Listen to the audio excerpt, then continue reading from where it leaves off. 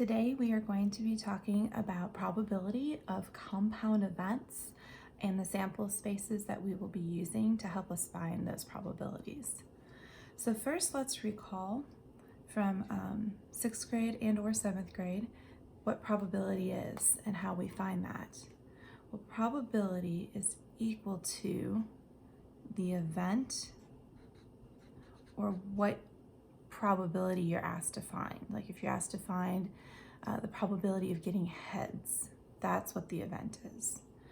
And it's over the total possible outcomes. This can also be referred to as the sample space. So we are going to always find the sample space or the total possible outcomes first. You really can't find the probability of anything unless you know what it is you're working with. So let's go ahead and start with the very first problem today. You go to the snack bar to buy a bagel and a drink for lunch. You can choose a plain blueberry or raisin bagel. The choices for a drink include water or a sports drink. How many different lunches could be made with these choices? So again, before we start trying to find the probability, we need to find the number of choices, or not number of choices, I'm sorry, the sample space or the possible outcomes. And making a table when you're given two different things is an easy way to do that.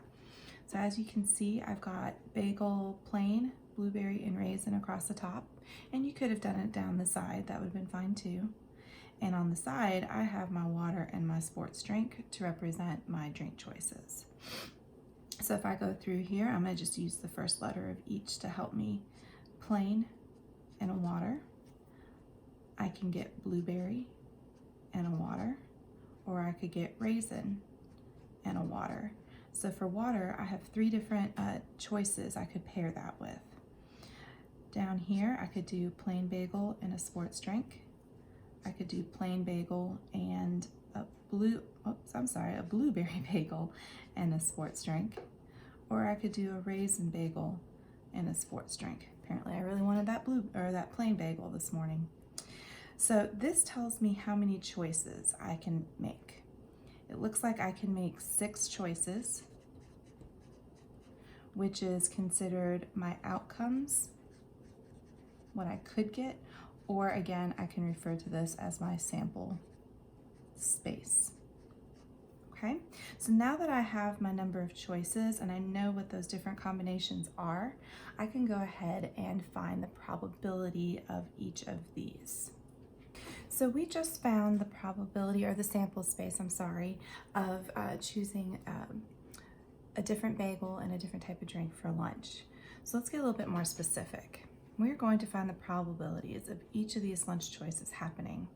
So the first one, and this is a shortcut way to write probability, this P stands for I'm finding the probability, and in parentheses, that's the event I'm trying to find the probability of. Okay, so what this is saying, it doesn't say P times, it means P, the probability of a raisin bagel, as choosing a raisin bagel. And if you think back, we could pair a raisin bagel with water, or I could pair a raisin bagel with a sports drink. So those were our different possible combinations for our event. So I had 2 choices for the event. So the probability is equal to 2. That's my event, out of my total outcomes, or my sample space. And if you recall, the sample space was 6. I had 6 different choices I could choose. So the probability is 2 out of 6, but we never leave fractions not reduced. So I'm going to reduce this to 1 out of 3. Okay, probability is always written in fraction or decimal form. So I have a 1 out of 3, or a 1/3 chance of getting a raisin bagel. Looking at number 2, this one's asking me to find the probability that I get a water. Okay, well, let's think of our choices that we had before. I could have done a plain bagel and a water. I could have done a blueberry bagel and a water, or I could have done a raisin bagel and a water. These were all the choices I had where water was one of them. And that's all it asks for, the probability that I get a water. It doesn't matter what else I get. So it looks like I have 3 chances of getting a water out of a total of 6 different outcomes, my sample space. So the probability for getting a water is 3 out of 6, or again, we always reduce. I have a 1/2 chance or a 0.5 chance of getting a water out of those possibilities. All right, number 3, we are finding the probability of a plain bagel or a water. So that means I could do either or. That's a very key word. If it had said and, that would have been my only option, a plain and a water. There's only one way that can happen. But since I said or, I need to think of all the possibilities where I could get a plain or I could get a water. So I could have gotten a plain and a sports drink. I could have gotten a plain and a water, and that's okay to choose that one. For water, besides the plain, I had blueberry and water, and I also had a raisin and a water. So for plain, my only choices were plain and a sports drink and plain and a water. For water, I already represented plain and a water, so I don't need to write it again. I've got a blueberry and a water and a raisin and a water. So in this case, I have 4 different choices for my event out of my total possible outcomes, or my sample space, which was 6. Always reduce, and that equals to 2/3. So the probability of me getting a plain or a water is 2/3, or a 2 out of 3 chance. For my last one here, I'm wanting to find the blueberry, or the probability, of a blueberry or a sports drink. Kind of the same thing from before, so let's think about this. I've got a blueberry, I can get a water with a blueberry. I can do a blueberry and a sports drink. All right, let's think about our sports drinks now. I've got all my blueberries covered. My sports drink, I had a blueberry and a sports drink. I had a plain and a sports drink. And I also had a raisin and a sports drink. So this one's very similar to the last one in the sense that I have 4 choices for my event out of 6 possible choices, possible outcomes, sample spaces. So again, my probability for this situation will be a 2 out of 3 chance. Okay, let's look at our second problem. When you get ready to get dressed for school, you open your closet to find you have the following: a red, blue, or white shirt, jeans or sweatpants, tennis shoes, or sandals. How many different outfits can you make? Well, we first always need to find the sample space, or the total possible outcomes. So let's go ahead and look at a different method besides making a table in which we could find the sample space. So in the first problem, we created a sample space by using a table. In this one, it's not really going to work as well because I have 3 different choices in one case, and it's really hard to make a table with 3, 2, and then 2 of another type. So another way you can make a sample space is to make like a tree diagram. So my tree diagram is going to start out with my shirts, and I'm going to have a red shirt, a blue shirt, and a white shirt. Remember, always start by finding your sample space, or again, we call this our total outcomes. This is really important, and it can also make your life easier when you're trying to find the events to put over the sample space. So I've got a red, a blue, and a white shirt. With that red shirt, I could decide to wear jeans, or I could decide to wear sweatpants. For blue, same thing. I could decide to wear jeans, or I could decide to wear sweatpants. And same thing for the white. I could decide to wear jeans, or I could decide to wear sweatpants. So already I have 1, 2, 3, 4, 5, 6 choices, because I could do red with jeans, red with sweats, blue shirt with jeans, blue shirt with sweats, white shirt with jeans, white shirt with sweats. Okay, so now I've got one more option. I've got shoes I got to decide on.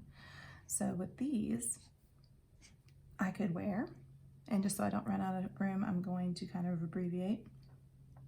I could wear tennis shoes or I could wear sandals. With this outfit, I could also wear tennis shoes or I could wear sandals.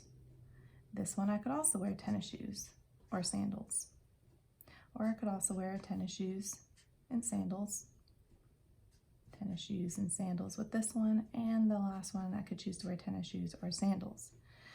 So now I could wear a red shirt with jeans and tennis shoes, or red shirt, jeans, and sandals. Instead of going through them all combinations like that, if you look at the bottom row of your tree, you have 1, 2, 3, 4, 5, 6, 7, 8, 9, 10, 11, 12 outcomes that you could have total. And again, those outcomes would be red, blue shirt, jeans with tennis shoes, or blue shirt, jeans with sandals, blue shirt, sweats with tennis shoes, blue shirt, sweats with sandals. So now that we know our sample space is 12, we can get ready to start finding probability. I did want to show you one shortcut for sample space though. Instead of doing a factor tree, or a tree diagram, I should say, or a table, because sometimes those take a lot of time and effort, there is a quick way to find out your total sample space or your total number of outcomes, and it's just to multiply the number of items that you have. So for example, I know for shirts, I have 3 choices. For shoes, I have 2 choices. And for pants, I also have 2 choices. So if I take these 3 different numbers, different choices for each different category, and multiply them together, I'm going to get my sample space every single time. I could have done that on the last problem as well, where we were talking about lunch choices. If you recall, I had 3 bagels and I had 2 drinks. And if I multiply 3 times 2, I will get 6, which is what we got for our sample space. So this is a shortcut and an easy way to find your total sample space or your total number of outcomes. It's helpful to make a tree diagram or to list out your choices so that finding your event is easier and you don't miss any when you're trying to figure out the event. So coming down to the first problem, let's do the probability of a white shirt. So since we already did the tree diagram, I could go to my white shirt part of my chart. And if you recall, there were, looking back, I had a white shirt, I had jeans with tennis shoes, I had a white shirt, jeans with sandals, I had a white shirt with sweats and tennis shoes, and I had a white shirt with sweats and sandals. So looking at our tree diagram, we could have seen that, and I wouldn't have had to recall all that information. So I have the probability of a white shirt. I have 4 in the event that I could use out of 12 possible sample space, total outcomes. Or again, we always reduce, and this reduces to 1/3. So I have a 1/3 chance of getting a white shirt as one of my outfit options. For here, I have the probability of a red shirt and jeans and sandals. And is important because it includes, it's the only options. I'm going to do a red shirt and jeans, not or jeans, and jeans. There's a big difference. So there's only one combination for that. There's only one combination for that. Looking back at our chart, there was only one way I got a red shirt and jeans and sandals. So 1 out of 12. It's not a very likely choice since it's such a small fraction, but it is a possibility. For the last one here, I have the word or, which means I could do blue or tennis shoes. I don't have to do blue and tennis shoes. They don't have to be together. I could do an outfit that doesn't have the tennis shoes with blue. So looking at our chart, the options for blue, I had blue jeans, tennis shoes, I had blue shirt and jeans and sandals. I had a blue shirt, sweats, and tennis shoes. I I had a blue shirt, sweats, and sandals. So for my blue, those are all my blue options. I covered it right here. Now let's look at my tennis shoe options. Well, for tennis shoes, I have a lot more. I could have done red, jeans, and tennis shoes. I could have done a red shirt, sweats, and tennis shoes. Coming over to blue, I've already got them accounted for. I have blue jeans and tennis shoes and blue sweats and tennis shoes, so I don't want to include that again. But coming over to white, I have white shirt, jeans, and tennis shoes, and a white shirt, sweats, and tennis shoes. So I have all of my tennis shoe options covered here as well as here. So all together in my event, I have 1, 2, 3, 4, 5, 6, 7, 8 different choices in my event out of my total sample space of 12. And again, we always reduce. So these are both divisible by 4, and I get 2/3, which is a pretty decent. It's a little better than half. So my probability for getting a blue shirt or tennis shoes with my outfit is 2 out of 3, or 2/3. For our next example, let's talk about rolling 2 fair dice. And again, fair just means that they're weighted evenly, that they each have a 1, 2, 3, 4, 5, and 6. There's not multiple 1s or 2s on the dice. So fair means there's an equal chance of every number being rolled. So when you roll a fair number dice, and you're rolling 2 of them at the same time, you might think, a lot of people want to say that there's 12 different options in the sample space, but let's look at that a little closer. So let's let the top represent dice number 1, because you always have 2, and this side column represent dice 2, or die 2. And you notice I've color-coded them because it's not the same. Even though I'm rolling a 1 each time, one is coming from one die and the other is coming from the other. So they're really not the same combination if I were to flip-flop them. It's a little different. So really, when I look at this table here, I have, if I count them all up, I have 36 in my sample space, not 12. And if you think back to the shortcut we talked about, we said that if we took how many choices we had in each sample space, so in dice 1, I have 6 choices. And in dice 2, you can see I also have 6 choices on each side. I have 1, 2, 3, 4, 5, and 6. So I have 6 different numbers I could choose. And we said if we took the number of choices and multiplied them together, it would give us our sample space. So while it might seem like there's only 12 possible combinations, as you can see, there are very many more. Okay, so now that we know how many are in our sample space, we had 36 in our sample space, let's look at some problems. All right, our next problem, Nyla is rolling 2 fair number dice and wants to find the probability of each of the following. So again, let's look. We've got the probability of a total equaling 10. Well, since I've already made my diagram, I have less work to think about, and I won't leave out something. So let's find numbers that equal 10. I know on this end it's going to be smaller, so I'm going to start on this area. The biggest I have is a 6 and 6, which is 12. So that has a sum of 12. There's 11.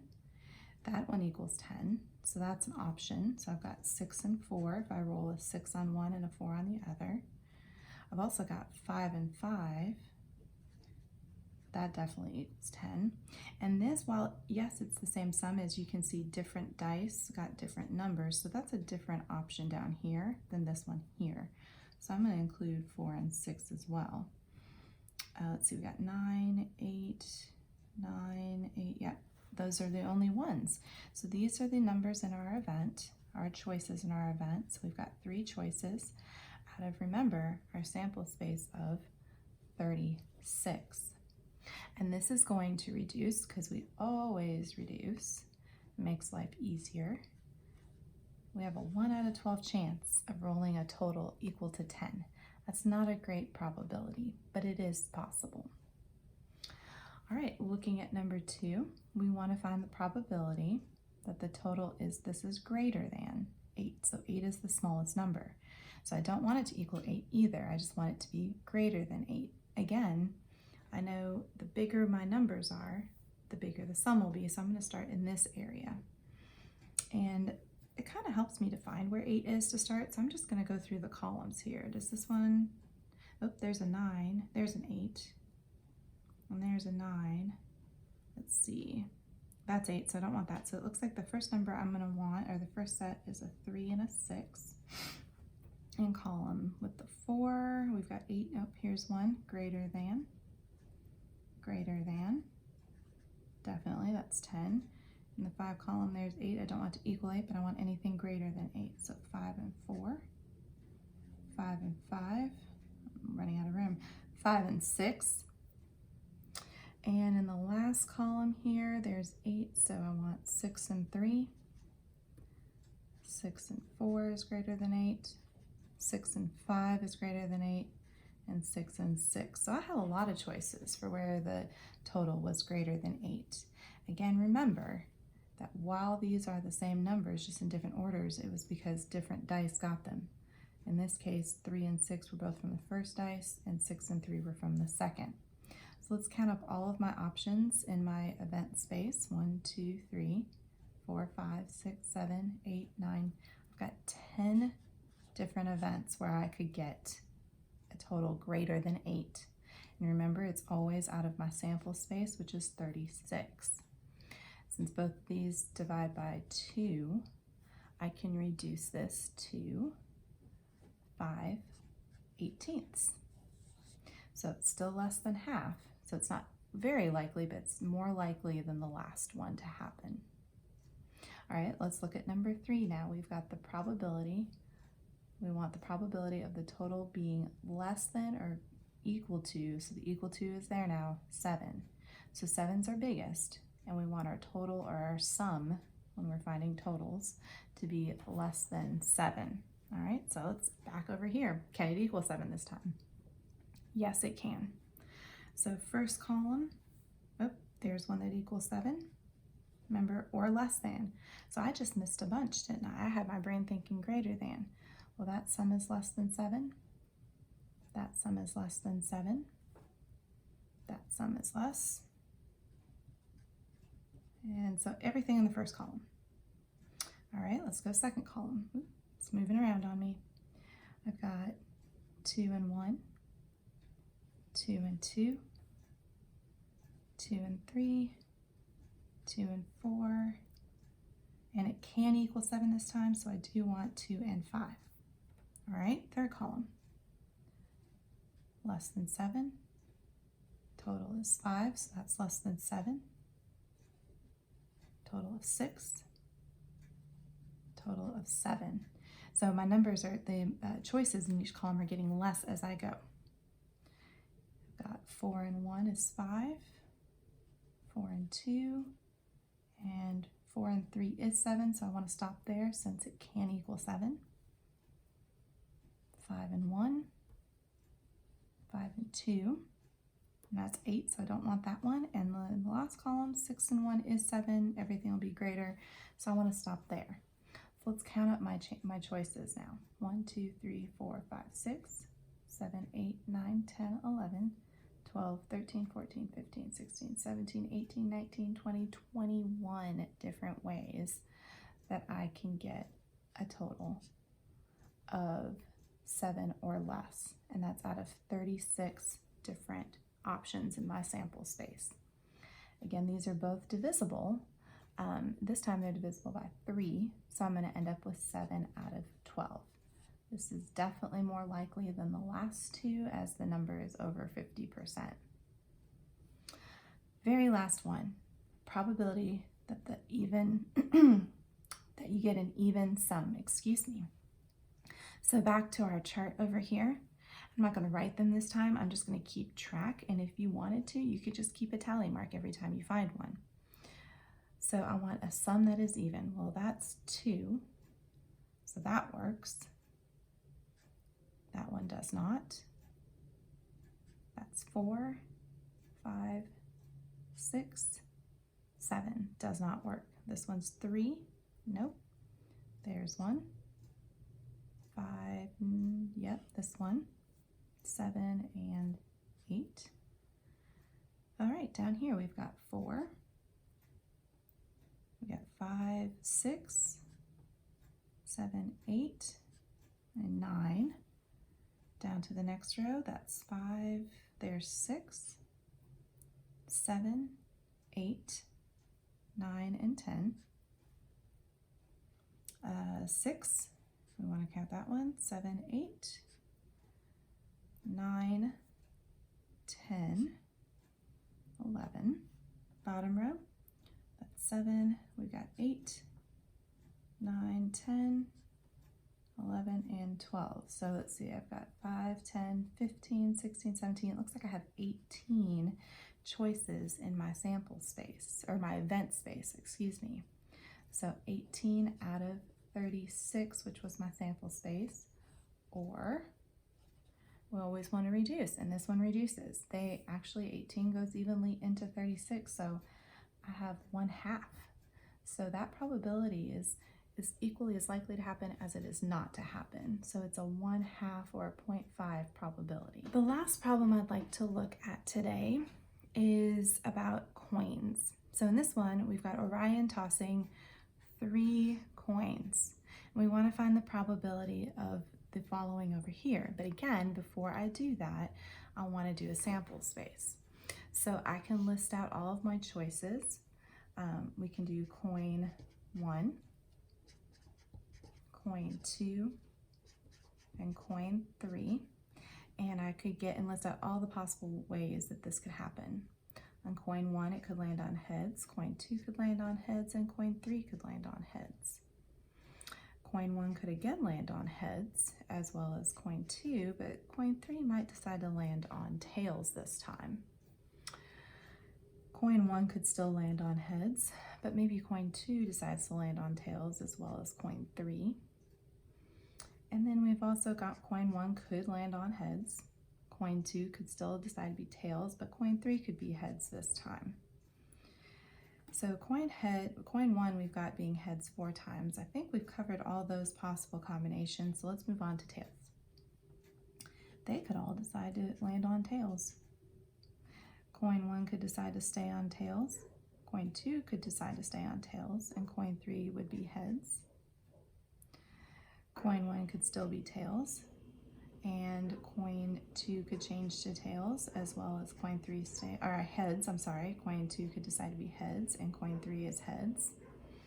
And I think the only other one we're missing is this one being tails, and this one being heads, and this one being tails. So the different ways this could happen, if this was my first toss, second toss, third toss, fourth toss, 5, 6, 7. Looks like I have a total of 8 in my sample space. Or again, we can also refer to sample space as the total number of outcomes. Also refer back to the shortcut I gave you. How many choices did you have for coin 1? I had 2 choices, heads or tails. For coin 2, I also had 2 choices, heads or tails. And for coin 3, I had 2 choices, heads or tails. And we talked about that if you take the number of choices and you multiply them together, that it will give you your sample space. This is helpful to give you a visual to help you find the events. So looking at the first one, we want the probability of tails, heads, and tails happening in that order. If they're listed like that, it wants it in that order. So looking at my sample space over here, I have tails, heads, and tails. That was the only way it happened in that specific order. So the probability is 1 way out of 8 possible outcomes, 8 possible in my sample space. Number 2, I want heads to happen first, so let's start up here. So these are all heads. I want heads to happen in the second one, but tails, so it looks like the second option is the only way that can happen. So again, I only have a 1 way to do that. out of 8 different ways in my sample space. So number 1 and 2 each have 1/8 chance of happening. Let's look at a little bit more complex ones. The probability, at least there are 2 heads. So could I have more of them be heads? Yes. Could I have less of them be heads? No. So it's kind of like saying that 2 is the smallest, but it can also equal it. That's what at least means. So I want any number of heads where it's more than 2 or equal to 2. So in the first row here, that was 1 outcome. I had at least 2 heads, but I could have more. I have at least 2 heads, so I'm going to count this one. Do I have at least 2 heads here? I do not. I only have 1, so I don't want to include him. Here, I have at least 2. At least means more or equal to, and we said it could equal, so I want to keep that one. These are all tails. Only 1 head. I have to have more than 2 or 2. I can use this one. Tails, heads, heads. And then the last one, no, I've only got 1. I need 2 or more. So I have 4 different choices of getting at least 2 heads, and I have that out of 8 in my sample space, which is reducing to 1/2. Always reduce. In the last one, let's find exactly 1 tail. So it can't have more than 1, it can't have less than 1, it would only be able to have 1 tail popping up as one of the options. The second one I have here, that one definitely works. I have 1 tail exactly on one of the coins. This one does not work as I have 2 tails. This one does because I have 1 tail on one of the coins. These are all tails, so no, it has to be exactly 1. This one has 2, this one has 1, and the last one has 2, so I don't want to use that one. So for this example, I had 3 different ways I could get exactly 1 tail for my event. And again, it's always out of the sample space of 8. This one will not reduce any further, so I can leave it as 3/8 as my answer. So in summary, remember to always find your sample space first. You can do that by creating charts or a tree diagram, or by doing the shortcut of taking how many choices of each you had. Remember, this was 2 choices for coin 1. We had 2 different choices for coin 2, heads or tails, and 2 different choices for coin 3, heads or tails. Once you find the sample space, you can then start to find the probability of different events.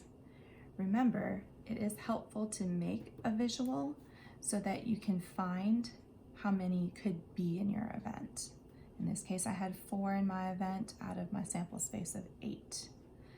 Lastly, remember, probability is always equal to the event.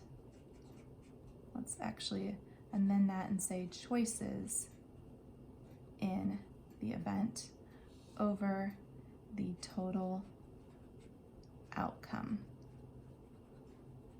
or we sometimes say sample space. Any probability is done like that. Good luck with your probability, and I'll see you next time.